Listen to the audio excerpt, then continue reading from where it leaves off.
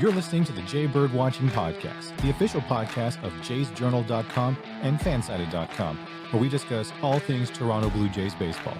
We'll talk about news, rumors, and game recaps. So whether you're a diehard fan or just getting started with the team, this is the podcast for you. Here's your host, Craig Borden, with co-hosts Jason Lyons and me, Ken Alfred. You're listening to the Jay Bird Watching Podcast.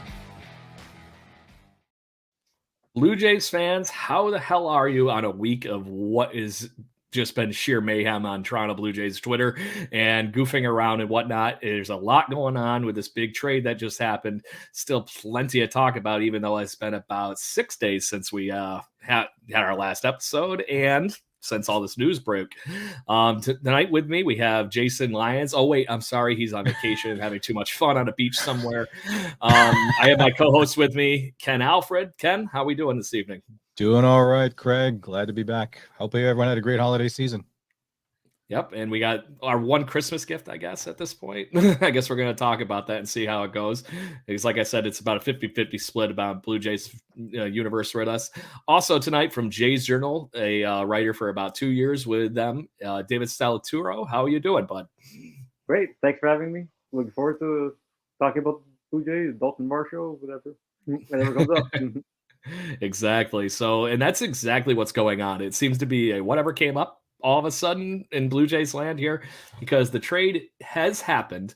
And I'm going to start off first by saying it ain't so, Mr. Atkins. You know, we lost two of our favorite players over the last few years here, one more recent than the other, in Gabriel Moreno.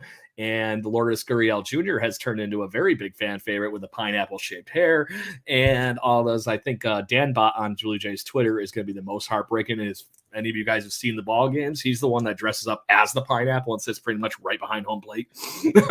So my heart's out for you, Dan, losing probably your favorite player at the moment. But to that point, we do have something coming back in Dalton Varsho, who is a very power-oriented left-handed outfielder. So that's the trade. But I want to gauge your guys' feelings at the moment, because like I said, this has been a very controversial trade as far as the Blue Jays universe is concerned in fandom.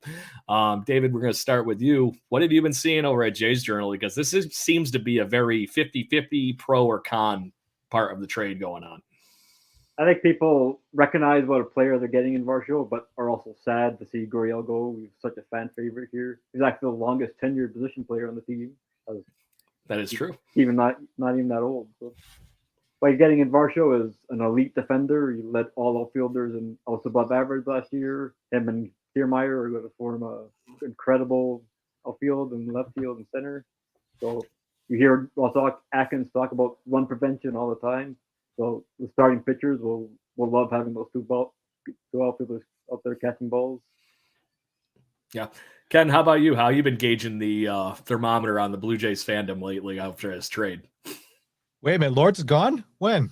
No, But no, like I was very surprised as well. I'll be honest. Like like I said, I'm only familiar with just the Jays, right? So as the casual fan here, I only care about the Jays. So when we have other players coming in, I kind of look to like yourselves, like the experts, say, okay, who are we getting back? Are they any good, right? Because I'm assuming we must have got them for a reason. Now, obviously, it is tough, like you said. I'm seeing the pineapple, and with Moreno, it was really weird because I know for the last few weeks, Craig, we've been discussing out of the 3 catchers that we had, which was a good problem to have for the Jays. Like, what are we going to do with them? One of them's going to have to go, and for some reason, we always kept bouncing back, and I don't think Moreno was the one we would have thought of. I always thought it was going to be Jansen, maybe Kirk, but I thought Moreno was like going to be our go-to guy in the future, right? So I was very surprised about that. With Laurel's leaving, also big hit, obviously, because like you said, he's like, fans love him, and I know that his production was pretty decent, so it is going to be a miss. But I guess with Dalton coming in, I had to try to figure out, okay, who is this guy? Where is he coming from? It does look like the only one in Blue Jays Nation that said, "Who the hell is this?" That's the reason tonight's episode is What the Varsho. But yeah, I think honestly, hearing from what he can do, obviously we got him for the defense. We got him for at least hitting at least 20 plus home runs. He hits around over 20 some odd doubles, which I know we talked about before.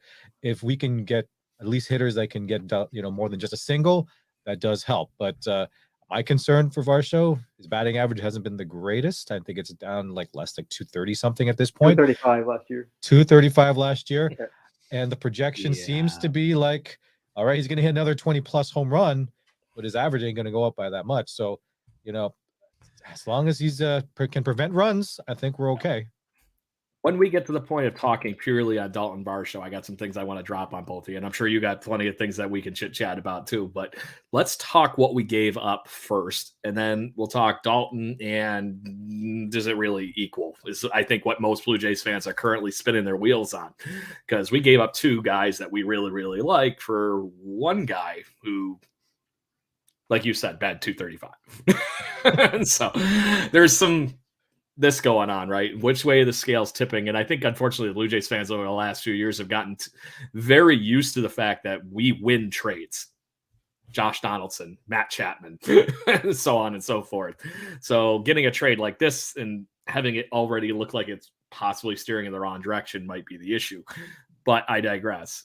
We gave up Lourdes Gurriel Jr., who has been, as we mentioned, one of the fan favorites in this clubhouse, along with in the clubhouse, one of the, I'd say, court gestures, between him and Teoscar Hernandez. It seemed like them paired with Vladdy was just the reason that the dugout always had that loose feeling to it. My worry was in the midst of losing Lourdes. Yes, he didn't have the power numbers that we were expecting him to have, but the guy batted 300 almost this past year. Had some really, really clutch hits, including a grand slam. Just saying. Ken, how are you feeling that maybe the dugout is suffering from this piece, or maybe not being in the mix with Vlad now? Oh, it's gonna be a change for sure, right? Like we lost Teoscar Hernandez, like you said, that him and Lourdes were basically like you said, they kept it lighthearted. Now I think that kind of shifts the theme of saying, okay, we were one of the best hitting teams last year when we were loose. We really got to clamp down on defense, guys. So we got to step it up a bit more because, whether it's winning a division or making the playoffs at this time is not enough.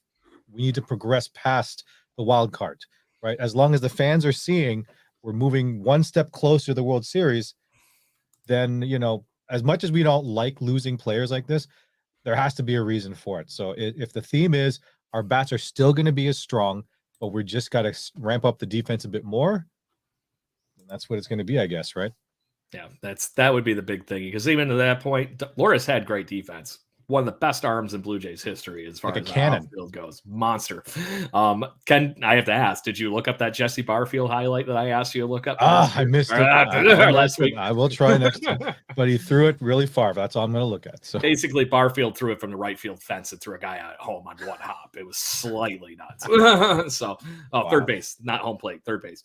But either way, that's a stretch, just saying. Yes, so that is. David, going back to the Lourdes thing, how do you feel like this is going to affect the clubhouse as far as the culture that we've amassed over the last few years with these guys all coming up together and Lourdes being one of them? Oh, there's life in the big leagues. These guys are all like Vlad Jr., Bo, Kevin Biggio. They're all entering their fourth year in the big leagues. They have to get acclimated to what it's going to be like. People are going to come in, going to come out.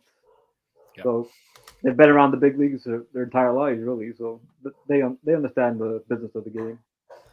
And to that point, at least even to that point, Gurriel's been around the game his whole entire life too. His dad being a monster Cuban baseball player that never was able to make that transition due to fun with politics. So, but his son is being able to come to the U.S. and Yuli being an Astro has been also a great play, who's also currently a free agent, everybody. So don't forget that one.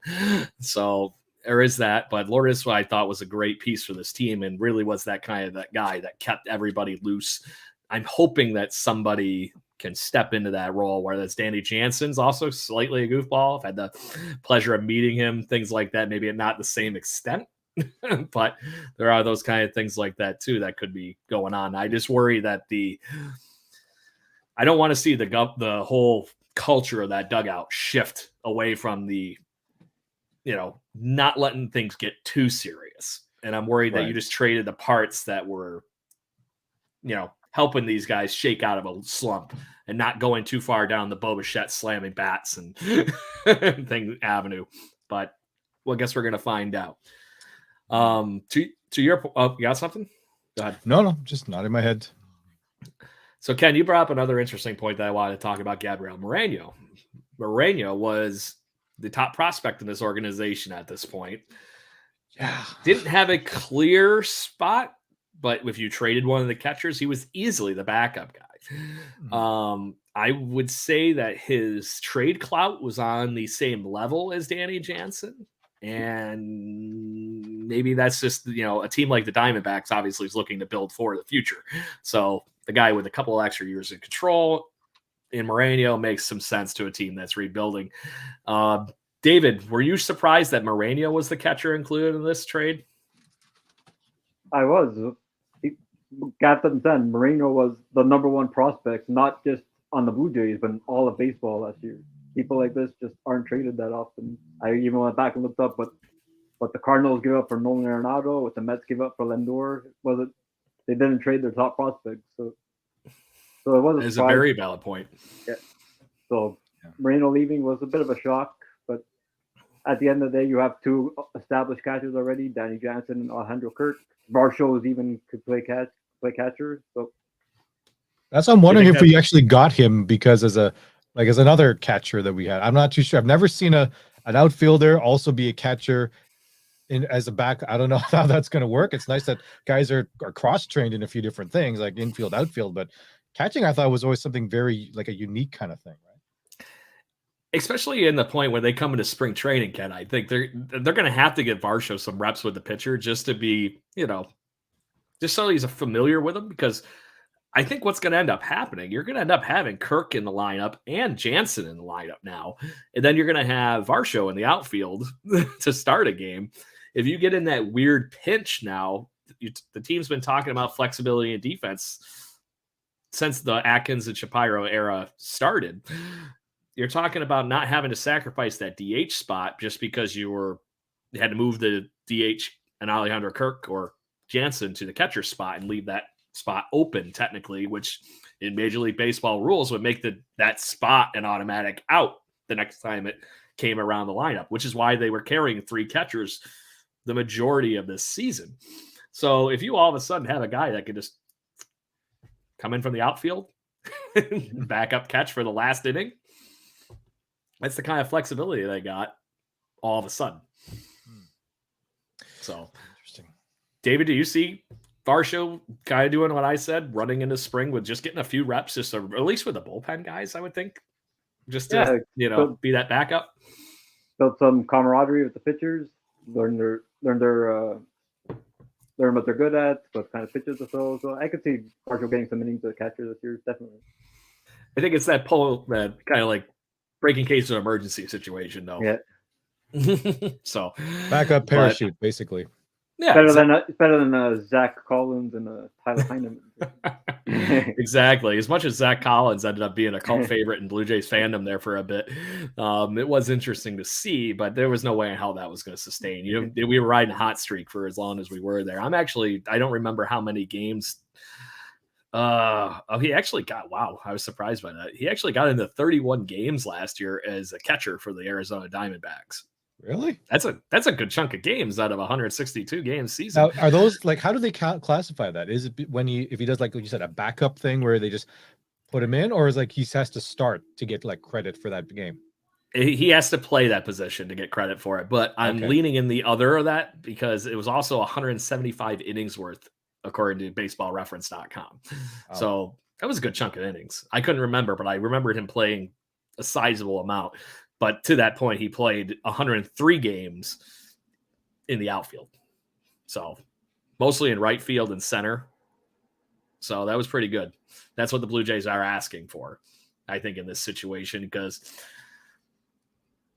so now that we're on topic, let's talk Dalton Varsho. So the guy that comes back, and that's exactly what all Blue Jays fans, I think, did. Because just to be this, I didn't know Dalton Varsho, and I was one of those guys that I'm a minor league enthusiast, so I watch a lot of minor league baseball too. And just because he grew up in the Pacific League, which is the opposite side of the country, and went through that division and whatnot, I didn't really get a lot of Dalton Varsho. And then the Diamondbacks kind of being a crummy team the last few years, you just don't. it's not making Major League Baseball headlines what Dalton Varsho was doing last year in Arizona. And to that point, the Blue Jays fans were like, oh, look at this. They show the card on all the social media, what he did last year. You see him batting 235. It's like, where's the rest of it, right?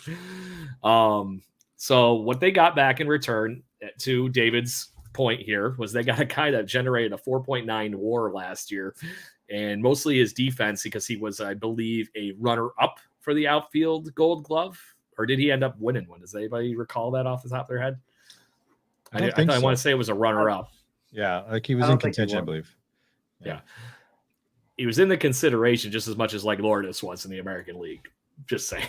Yeah. So, but he played a great center field. Like I said, had a great defensive WAR, and in a crummy lineup, he managed to produce 74 RBIs, and stole 16 bases, and scored 79 times. Yeah, 27 home runs, not a bad. So obviously he can hit the ball. It's just maybe we're worried about the consistency is what we're going to be concerned, right?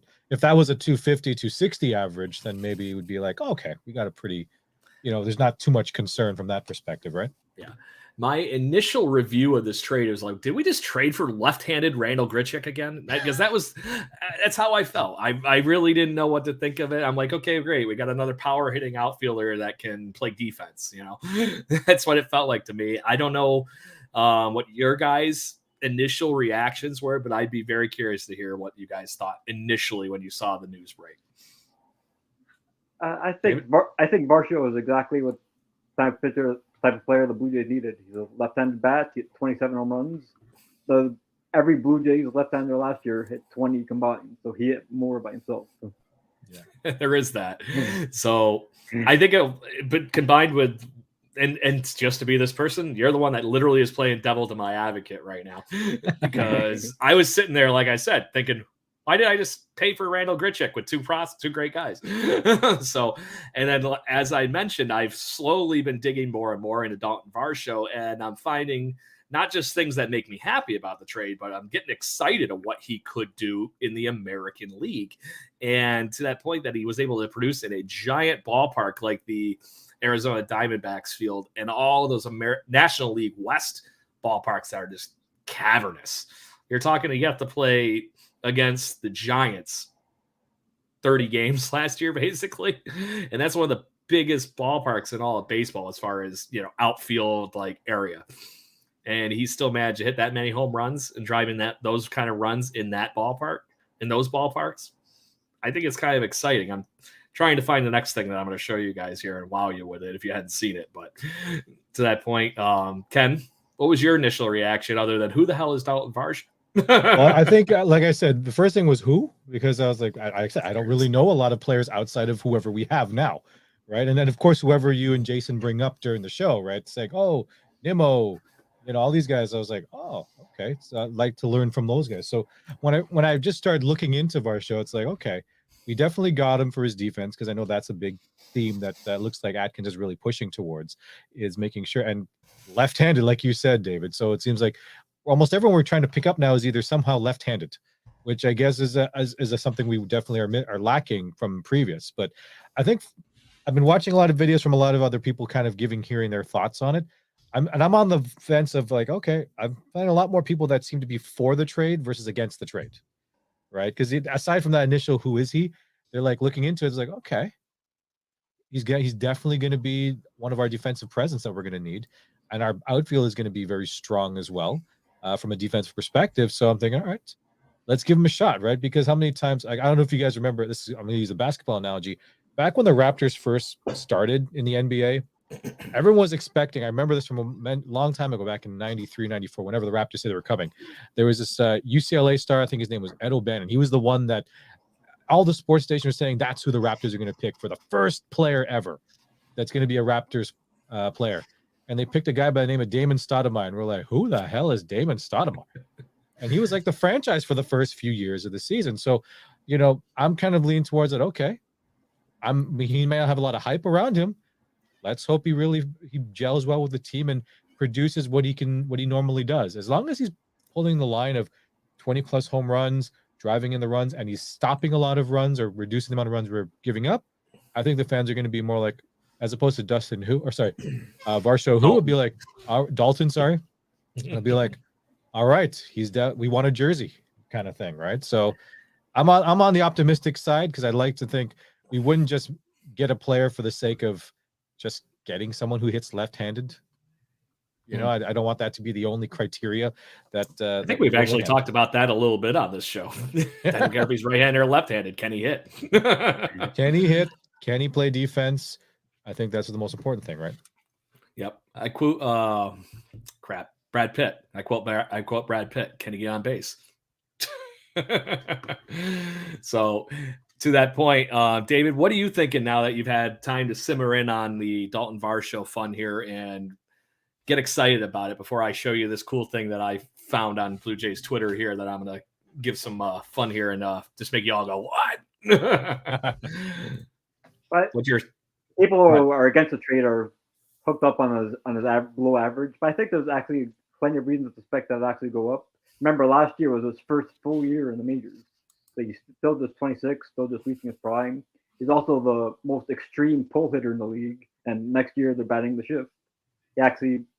He only hit 269 and balls put in play, which is below average. So any regression towards the mean would have his batting average go up. So I think I'll do better this year with the Blue Jays.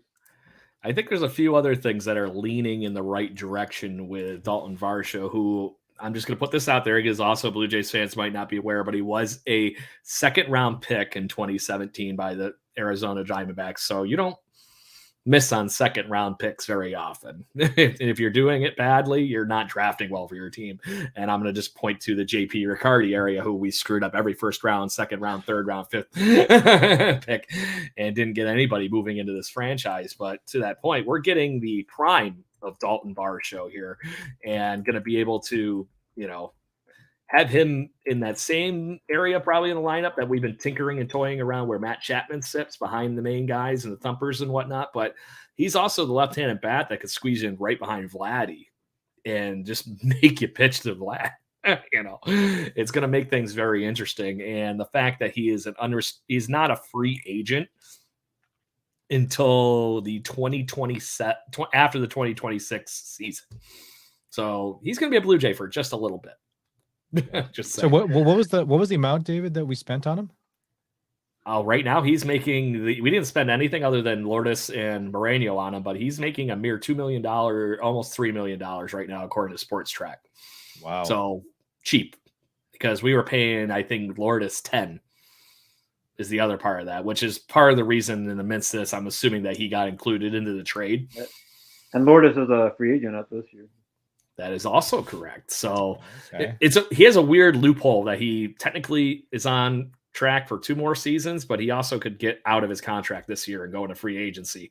So he had it because of being the international free agent. He was able to do some different things with his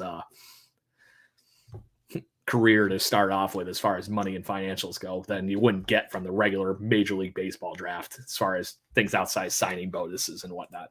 So this is what I wanted to share with you guys. I'm going to share my screen with you here, and I'm going to let you absorb this spray chart here that's overlaid with the Toronto Blue Jays dome. So here we go. I'm going to try this for the first time. So this is his spray chart. I don't know how well you can see it. Yep. But the outfield here is not where he played this past season. So all these little dots out here that would be home runs are showing up as things like singles, doubles, outs. Look at how many extra things go around the fence in the Rogers Center. I can't say it goes over it, because I would imagine some of these singles were those ones that are just really struck and hitting off the walls, even in Arizona. But that's at least 10 more home runs. Yeah, I would think. Actually. Now, Craig, can you make this happen? That's the question. Can you make it happen during the season? I don't have a voodoo doll or whatever the inverse of that is to be able to make him hit this. But we talked about Lourdes having a 300 average a little bit ago, but not having the thunder to really do anything but accentuate the bottom of the lineup and just score runs, right? This is what the Blue Jays management's overlooking. And this is, by the way, public information on MLB.com/savant. So this is all the stat nerds having a freaking holiday. And somebody here, James G here, was able to overlay it with the Toronto Blue Jays ballpark after the trade and did a really nice job of taking all that information here. That, like I said, is free information and doing the proper job with this. But like I said, there's a lot of these. There's 2 outs right there. There's another couple outs. Those are at least singles. So that 235 average in the American League East is probably 260, 270, maybe. Which is what I'm hoping for, want. right? Which you want. We want that.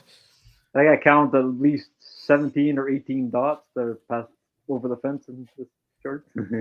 Yeah. Yeah. Like I said, it's slightly crazy level. I assume we were going to get the Josh Donaldson effect a little bit in this whole thing. You're not going to get the 2015 MVP, but there is something to be said about coming from those Western ballparks in the American League or the National League into the tiny ballparks that are in the American League, in the East especially. You know, Baltimore moved their fence back in the wrong season because it would have helped them. But there is that whole situation that it's just, this is the kind of thing that if you're building a team and looking for this, I was honestly just surprised that there was as many balls this way for him being a left-handed batter, because David, you mentioned it. He's a dead pull hitter, and with a no more shifting crazy this whole season, which we still haven't heard the rules on yet. You know, a lot of these ones that are just going to the outfield, those are in the gap that you're talking about now, not right at a left or a center fielder. I don't think it's, if he can reproduce this, I think you're looking at a guy that looks more like a 260 hitter in the American League. And with our lineup being able to get on base in front of him, you're talking somewhere approaching 100 RBIs. Maybe not 100, but I wouldn't be against the idea of throwing 15 on top of his 72 from last year and seeing that. But like I said, he has to reproduce this.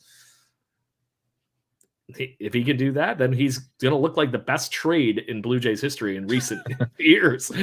I won't say that Moreno isn't going to be an all-star, because he's been compared to everybody and their brother as a catcher, from Pudge to Mike Piazza. So I'll give you that.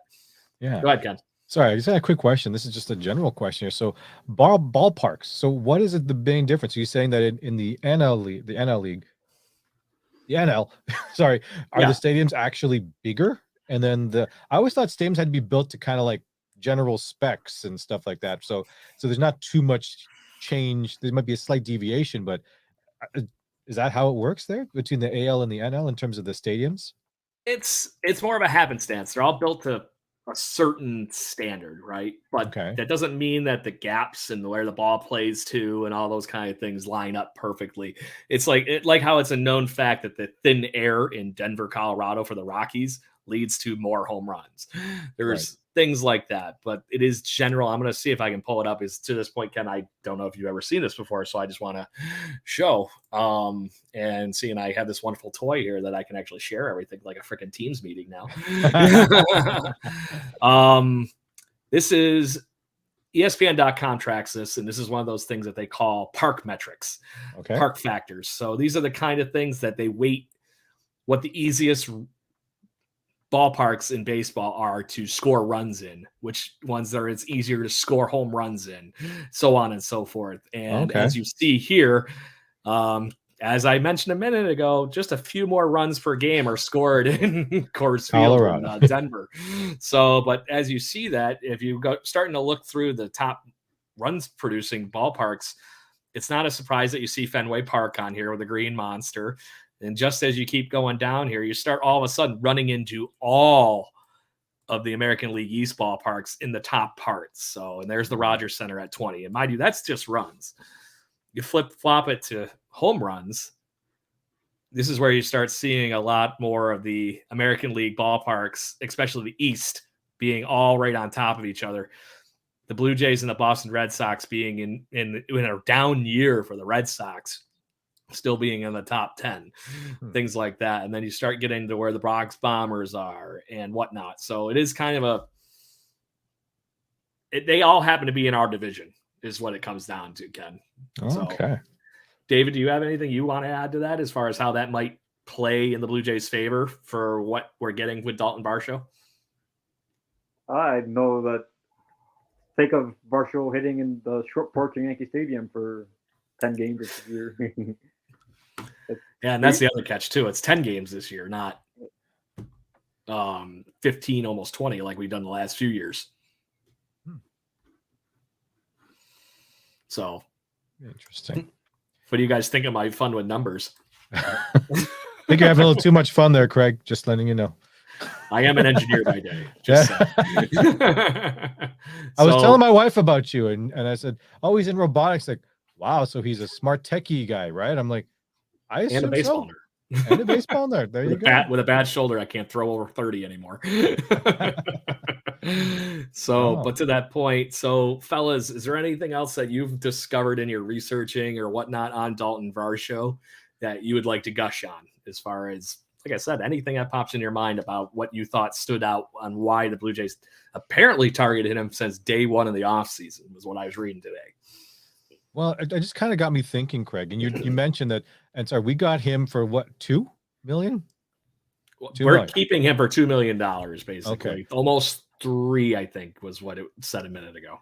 Are we actually saving that money? Because I feel like we've been, for a lot of these trades, we're getting rid of guys who, like you said, 10+ million, like for Lawrence Jr.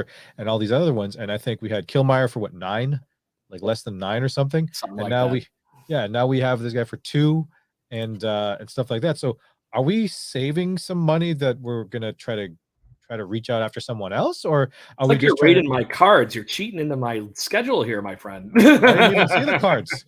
What I'm cards? just playing. But that's what I'm kind of curious about, because it sounds like we're unloading some not high priced but more pricier players. We're getting players that they're not going to be paying them as much, at least for this year. So I'm wondering if that's like we're just trying to save some bank on it, just to maybe pursue another player and maybe like another all-star before the season starts. I don't know. That's what it sounds like. Well, they also gave $20 million a year to Chris Bassett. Oh, we gave him There is 20. that. Never mind. But there is something to where you're going, though, Ken. And I think David's starting to see what pieces put together here, where my brain's steering in the right direction here. You might have a little extra money, or at least known capital, over the next few years that you might be able to start playing around with some other ideas. Those other ideas are that you need to keep the core that you have together. So now you have Dalton Varsho, Kevin Kiermaier, I'm 1 year, not worried about it. Chris Bassett, Barrios, Manoah, all these. There's some other guys here that we're going to have to start paying. And right now, if I was going to just throw a giant brick of money at somebody, I'm sorry to say I'm putting my money on Alek Manoah right now, and I'm not even thinking about it. Just give him whatever he wants for the next 4 years. Make sure he's a Blue Jay for the next 4 years. Iron it out. But to that point, he's also in control for the next 3 seasons, I believe. So you don't have to give him that. But it might make him happy and be that much of a all-star that he is already to even the next level. Because now he goes, that's right, I'm getting paid for this. I'm going to keep that going, because he's got that workhorse crazy mentality.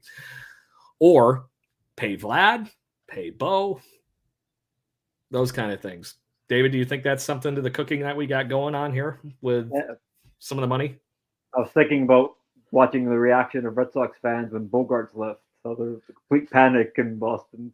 I was thinking that's going to happen to the Blue Jays. It serves as a lesson for what they have to do. They have to get Vlad and Bo re-signed. It's going to be just another couple of years. So that's a lesson for what they have to look forward to in the next few years. Yeah, and in the midst of that, too, they're going to have to continue to pay out arbitration to now Kirk and Jansen, who continue to trend up. So I would say that they're on that list, too. Jansen's in arbitration as of this year, where Kirk has got one more season before we have to get him into that whole thing. But those are things that are on the radar for Blue Jays management that they're tracking. And they're like, okay, well, great.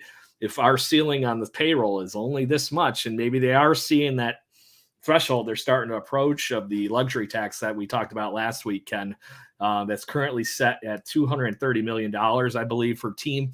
If they go over that threshold, they're going to have to start dishing out money to other teams. And I don't see the Blue Jays doing that at all. I think they get close to that line, dance in the line, and if they're this close to the playoffs or this close to thinking, hey, we got a World Series team, then maybe they'll cross the line for that season. But that's it. Then they'll find a way to dump that in the offseason. What do you guys think of that whole thing as far as the plethora of guys they're going to have to figure out how to lock up here in the next few seasons? You take it first, David. You have to remember that the luxury tax, it resets if you go down back below it after a certain year. So yeah, the Blue Jays aren't going to be Steve Cohen and the Mets. I think there's almost near 500 million this year with the luxury tax put on. Yeah, because they've done it 2 or 3 years in a row now. Yeah. Too. That's the other catch. So it keeps piling on. So, but go ahead, David. I didn't mean to interrupt. I was trying to agree with you. So Atkins is definitely thinking about cost flexibility, getting people with a lot of years left in control, like Varsho, where it's 4 more years of control, rather than Teoscar and Lourdes, who are both free agents after this year. So definitely a win now, but he's also thinking long term about what the cost of the team are going to be like down the road. Yeah. And just because I now finally have it in front of me, Lourdes made $54 million or $5.4 million last year. So okay. Traded that for, 2 guys, got $3 million back in your pocket. It is something. Yeah. I know that baseball teams seem like they have all the money in the world at this point, but especially you would think the Blue Jays do, seeing their own by a media company. That media company makes nothing but profit from all this stuff. Oh, sorry. That's a whole other day topic. Sorry, did I say that out loud? They have Steve Cohen money. They just don't want to spend it on the Blue Jays. Just saying. But I do think that regardless, that no Blue Jays teams, unless you're the Mets and have a giant pile of money, the Yankees aren't even playing with this kind of money anymore. And you're trying to figure this whole, how do we throw enough free agents in with the core and keep it going like this and turning the tide in and out, which is why I'm surprised that Cashman's still the general manager of the Yankees after all these years, because I don't think he knows how to do that part. Just saying. But to that, I think the Blue Jays are playing with house money here and are able to get this whole thing figured out. And making smart moves like this, like I said, I was caught off guard, moved into this whole thing while I'm actually completely calm with it, loving the idea. And I think the thing we all haven't hit on this whole thing is this spells a great outfield that doesn't have George Springer playing center field every day. Yeah, which was, I believe, Ken, either your goal or Jason's goal for this offseason was to get Springer into one of the corners. Yeah, I think it was a thing we all kind of agreed upon, like you said, because I was always wondering what's wrong with Springer at center, and then you guys educated me on, okay, he's great here and there, but certain things, it's probably better that we put him in either left or right? Health. And health too, health as well. So now he's a great center fielder. I want him to stay on the field and hit. Yeah, I need him to hit. Now we got, I'll say Captain Expendable in the middle in the center field and Kiermaier. If he can stay on the field, great. But now you got a nice safety net to that point where you can put Varsho in center if you need him or whoever at that point. I think the next piece is they got to figure out who that fourth outfielder is, whether it's bringing somebody like Tapia back or finding that next guy. Well, I know there's some rumors of like AJ Pollock being considered someone that the Jays should really pursue. So, I mean, I'm kind of curious about that as well. Like he's a center fielder. So like who is like right now we have looks like you said, the 3 players we have Kiermaier, Varsho, and Springer in the outfield. So who are the other backup outfielders that we currently have? I think you said Biggio, Merriweather might be a couple. Is that right? Those would be probably current backup outfielders. David, do you got anybody off the top of your head that you're thinking that would be anything different? Merrifield could definitely play outfield. Biggio. Quarters. But to that point, I think we talked about that too, Ken, at this point, that those guys are being forced into those positions. They're not true outfielders is the other catch. So okay. They happen to be able to play there, which is great, but maybe it would be a good idea to have a fourth real outfielder on this bench, kind of like we had Ramil Tapia. How many games did he make it into last year? It was slightly nuts.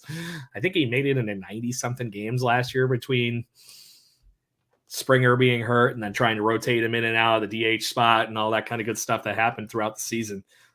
He's a very colorful player, that Tapia. I was, when we lost him as well, I was like, oh, I thought that was someone that we were going to, give him more. He got a lot of reps here, and hopefully we're going to see what he's going to do next season. But I guess Atkins and Shapiro decided something else with Tapia. I think at the time it was probably one of those things that they just didn't want to worry about paying him, and they had other moves to make first. I think they were happy to settle maybe with him, but to that point, they're still not at that ready to settle with him, and he's currently still a Major League Baseball free agent, and does have enough things that would help this team. Like I said, he's not much above replacement level, but he found his way to come up with some key pieces for the Blue Jays this past season. Could he reproduce that on a one-year contract again? I don't think there's a bad thing about one-year contracts if you want to spend it on somebody like Ramil Tapia or Kevin Kiermaier and things like that. It can only, worst case scenario, it's money for one season and you move on. You're not stuck with it for 3-4 seasons like some of these guys. So, David, we're trying to get Craig a Kiermaier jersey for next season. Not happening. Even if he helps us win the World Series, Craig is digging his heels in. He's not going to wear it or anything like that. But you never know. Never know. To put that in perspective, David, I more or less said I would rather buy certain old hated Blue Jay jerseys first. Like, I'd rather go out and buy a Colby Rasmus. I'd rather go out and buy a Jose Cruz. I'd rather saw these guys. I was like, anybody before Kevin Kiermaier jersey, I'm not happening with it. The problem is regardless of how good a player he could be, to me, he's hurt too often and he still stole from us. So you would wear a JP Ricciardi shirt over a Kiermaier shirt? Ooh, now you're really hurting me. That's what I'm saying. That's not a player. That's not a player. It's not a player, but if we get a custom JP Ricciardi jersey, man, just saying. You never know. I had JP Ricciardi's autograph on a baseball when he's here. I might wear that just to be that guy at the ballpark that just gets that as an initiating conversation. Really? You're wearing that? That's exactly the reaction I want to do. Thank you. What do you want to talk about? Interesting. So Craig, what is your take on Powell? And David, I'm going to throw that to you as well. Like, I mean, projection wise, Powell seems to be a guy that could potentially hit almost 20 home runs, around 60-ish RBIs for 2023. Is that someone that we should be going after? He's been in the league since what looks like 2012. So he's not like he's a spring chicken. So I don't know if we decide to pursue him, how many more years we could get out of him. Maybe a 1 year, maybe a 2 year. What do you guys think? I think they're going to have to give him 2 years. 2 years? And I don't know if the Blue Jays want to pay for AJ Pollock for 2 seasons. Yeah. How much is he worth right now? Oh, I was surprised when I read the article earlier. I think they said that the Fangraphs projection website thing said that he should be making 2 years, $22 million. Really? That's more than Kevin Kiermaier. Just saying. Not going to get off this Kiermaier train. Oh boy, I thought we got through this already. You started. No, I mean, he is David, a better hitter. I don't know. Yeah, David, what are you thinking about AJ Pollock? I'd love to have him. I really would. I don't know if it's in the cards. Definitely has a playoff experience at the time of the Dodgers. It'd be a pretty. And there's still like Adam Duvall's out there. Someone who led the league in RBI just 2 years ago. He's still a free agent. No one's talking about him. Jurickson Profar is a nice switch hitter, veteran. These guys are still there. Profar is an interesting one because I had him on my fantasy baseball team, but it sure as shit wasn't because of his batting average this past season. I can tell you that. But he came up big for the Oakland A's in a lot of places, which was the reason that they actually went on that decent winning streak for one point there. He just kept hitting. So there was I want to say there was a week that he won the American League Player of the Week this past season because he hit 4 home runs in that week. This is a guy that Profar. Profar. Okay, Jurickson Profar. So I if it was up to me to make that decision, I think I'm looking for one of those guys that's more of a 1 year deal. As much as, like I said, I like Pollock, but at the age of 35 is the other catch. Do you want to give him 2 years? If they can talk him down, great, because he does spell everything the Blue Jays need. Somebody just, the flip-flop of our show, mashes lefty pitching. So there's enough there to be very interested about. But to that point, I thought this was interesting is I just had Tapia's WAR number in front of me, and I'm now looking at AJ Pollock. Guess who matches according to the WAR wins above replacement number? And we're talking about Tapia definitely only gets a 1 year from somebody, and AJ Pollock gets 2 without even thinking about it. They look on paper like the same player last year. It's kind of nuts. So it's tenure. Together. AJ Pollock's been a great player for an extended amount of time, where Tapia has been very ups and downsy in his 5-6 years. How long has Tapia been in the league? I guess because, like I said, I haven't really followed him. How long has he been with the league, Tapia? 0.2 seconds. Yeah, 7 seasons. 7. Okay, so yeah, he's played 11. Yeah, so there would be your difference. Plus, Pollock has played at an MVP level, kind of like player back when he was with the Diamondbacks and things like that. So he's been in the outfield conversation as one of the better outfielders until like the last 3-4 seasons.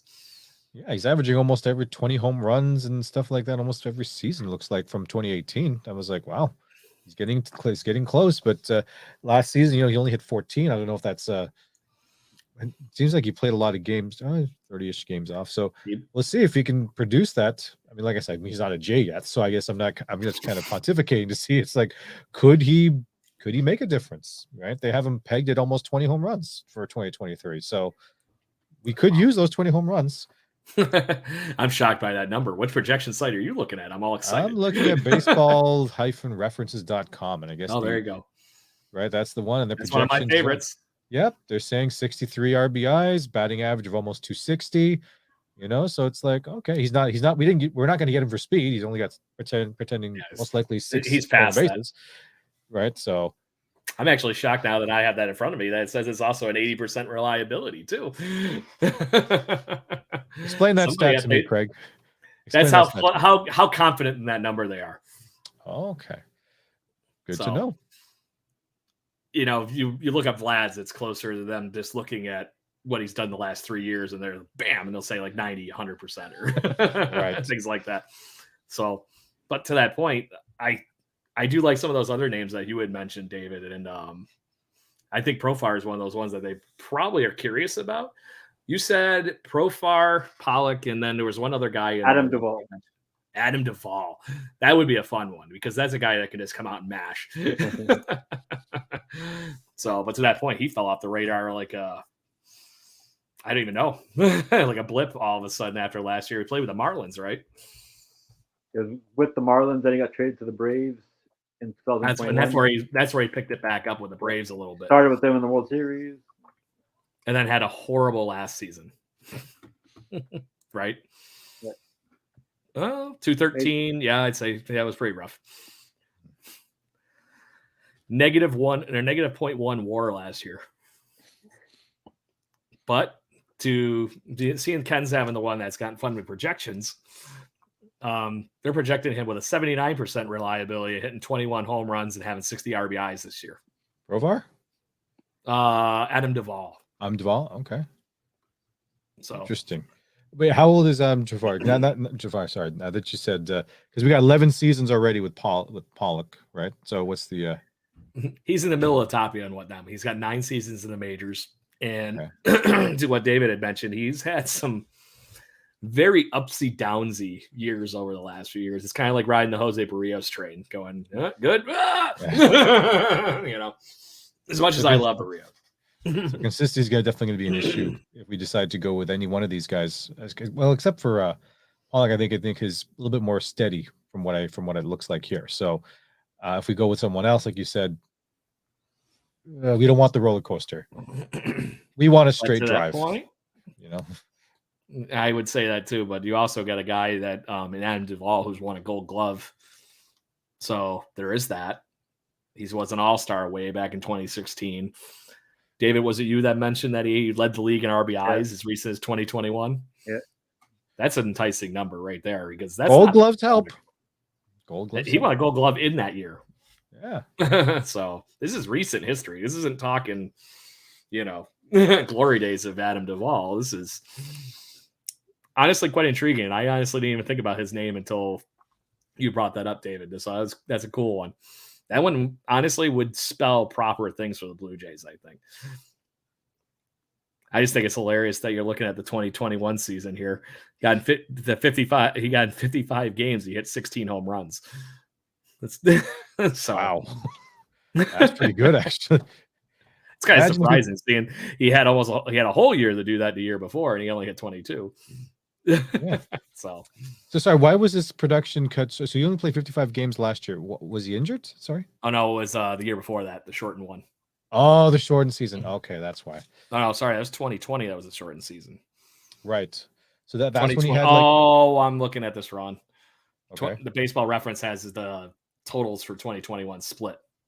Oh, okay. So that was just his time in Atlanta. That was just his time in Atlanta. He had 38 home runs that season in 146 games. So thank you, Dave. Like that. If you were able to throw a brick of money at those guys, David, that we were just talking about, who are you paying for a 1-year deal? I like Profar. He's very versatile. Can play all over the field. He's switch hitter. Infield, outfield. Yeah. Correct me if I'm wrong. Wasn't he very right-handed better?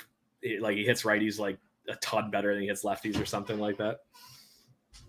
I'm not sure exactly what his splits are. I'm thinking of him as MLB The Show character, and I remember him having like a 20 contact rating against one or the other, and I can't remember which one it was because it was the exact opposite on the other one.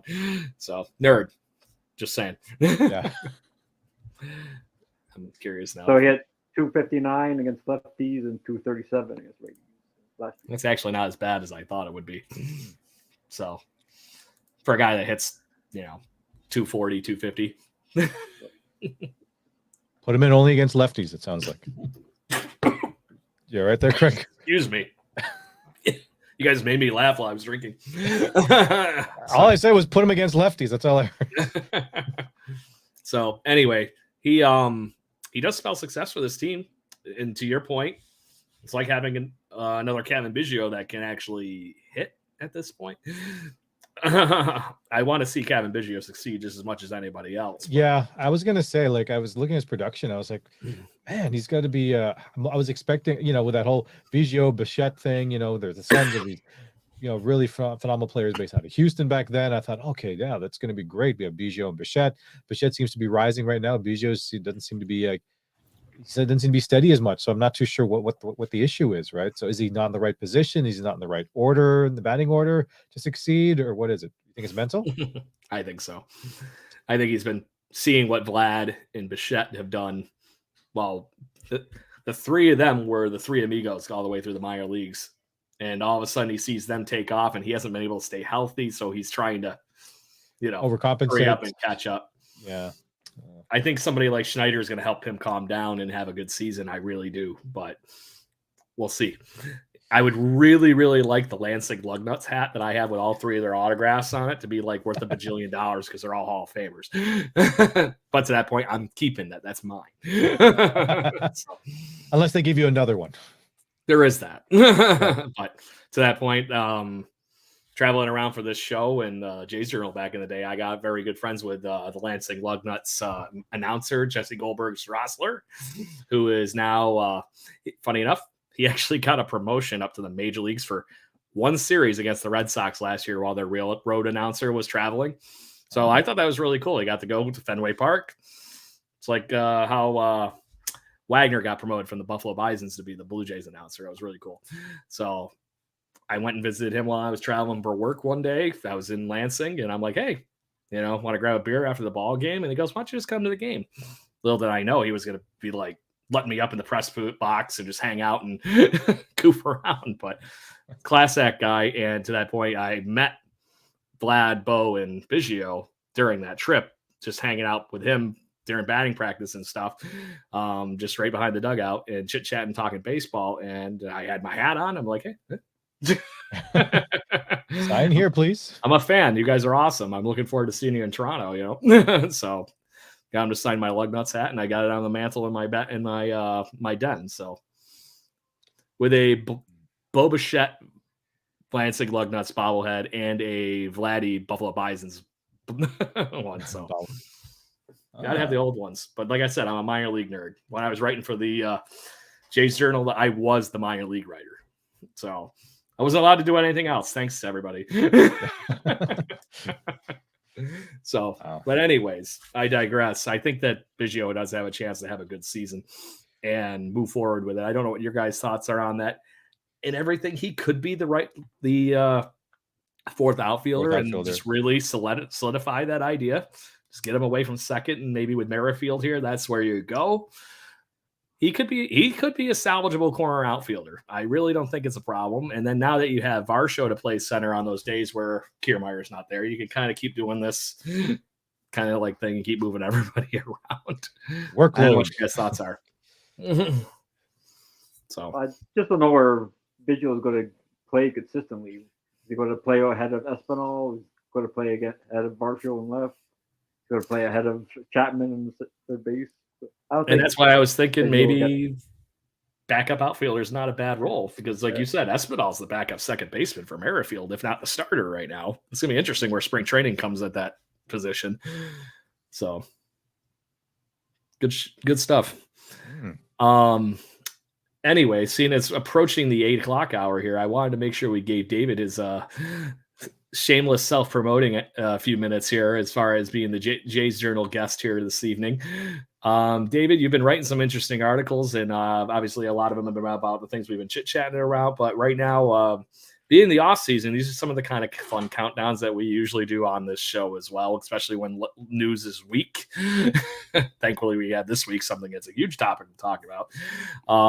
As far as talking with who's the best Blue Jays third baseman, and I think you said shortstops were a couple of your articles over the past week. You want to lay it out? So for third baseman, I went with the obvious Josh Donaldson, number one. The MVP, bringing a rain, not shocked. In fact, thinking that how the Varsho trade reminds me of the Donaldson trade. Trade Brett Lawrie, a hometown kid, beloved by the fan base. And you get Donaldson, who actually had a down year in Oakland last year. Yeah. The one part of that trade that nobody knows about is we actually had to send like a truck full of Red Bull with Brett Lawrie to Oakland.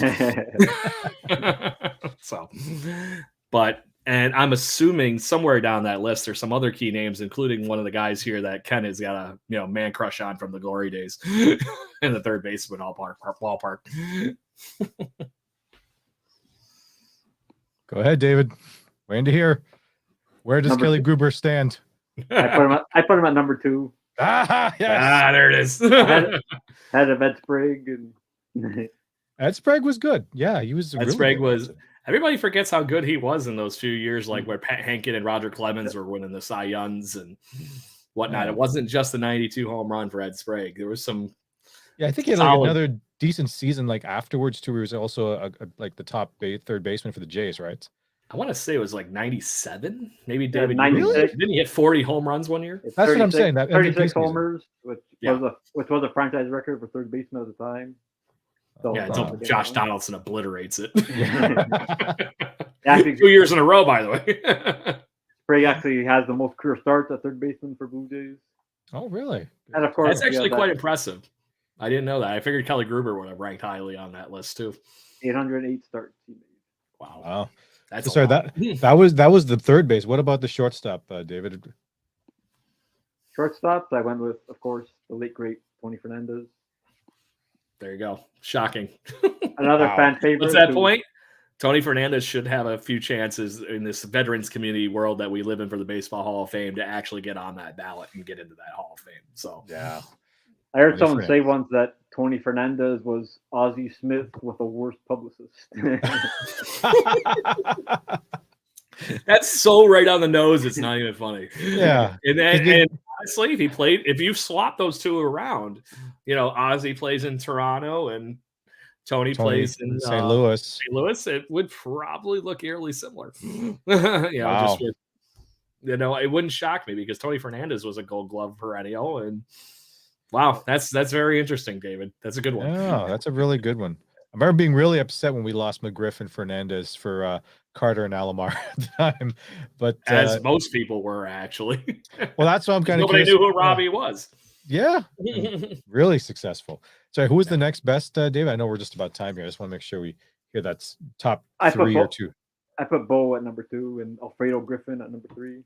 Oh, Alfredo Griffin, I remember him. Yeah. We haven't had the best of luck with shortstops over the years. Hence the reason Tony Fernandez came back, what, 5 times? Yeah. Sorry. He came back 4 times. He was already on the team the first time. So that's good stuff, David. Before we close out the show, tell Blue Jays fans, obviously, in addition to being on jaysjournal.com, where they can find you on social media and whatnot, so they know where to find you.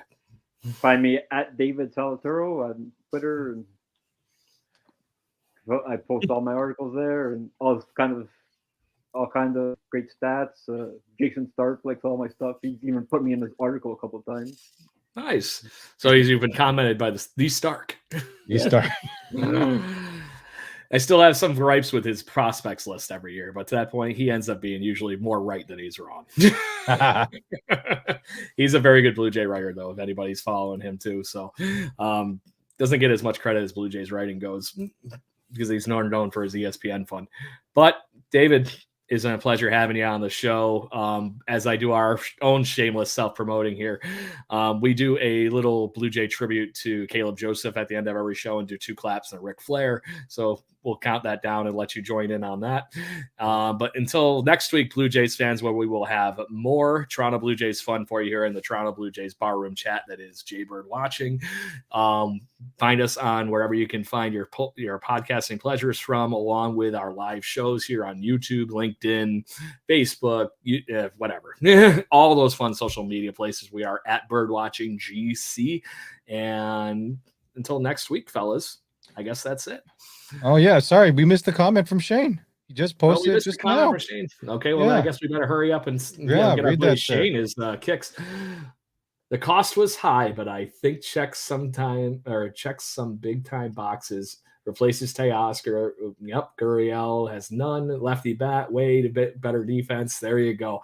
I think that sums up the Dalton Varsho thing in a nutshell. Our defense is going to be something nuts in the fact that we don't have a major league shifting anymore. We got 3 of the fastest outfielders that you can humanly buy in the outfield, because you have literally 3 center fielders now that can play all those fields. So it's going to be very interesting. So Shane, thank you very much for the shout out on that too. And I'm sorry we missed your comment. Although you had to sneak it in right before the buzzer. I'm sorry. It's all good. It's all good. Thanks, Shane. So on that note, guys, as we are the official Jaybird Watching or the official Jays Journal podcast, let's get this the 2 claps and a Ric Flair.